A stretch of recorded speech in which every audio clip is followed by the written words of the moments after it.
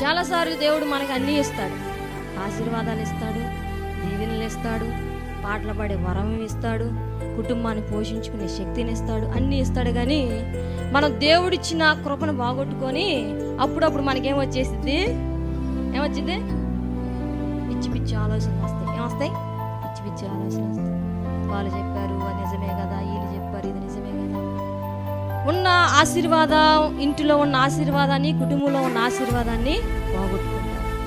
దేవుడు ఈ బిడ్డను, చిన్న బిడ్డను వాడుకున్నాడు ఒక సాధనంగా. ఆ నైల్ నదిలో వెళ్ళి ఫరో కుమార్తె అయినా తన కుమార్తె దగ్గరికి వెళ్ళి ఆమె పట్టుకుంటే ఆమెతో ఏమని చెప్తుంది? నా తమ్ముడు వదిలిపెట్టేసింది, ఇక నేను వెళ్ళిపోయానని చెప్పి వెళ్ళిపోయిందా? వెళ్ళిపోయి 2వ అధ్యాయం నుంచి కిందకి చదువుకుంటూ వస్తే మనకు అగపడుతుంది. ఇంకా ఫరో కుమార్తె తీసుకున్నప్పుడు వెంటనే ఆమె కాడికి వెళ్ళి, అమ్మ ఈ బిడ్డను పోషించడానికి, ఈ బిడ్డకి పాలు ఇవ్వడానికి ఎవరినన్నా దానిని తీసుకొచ్చానా అని చెప్పి తెలివితో మాట్లాడింది. దేంతో? తెలివితో.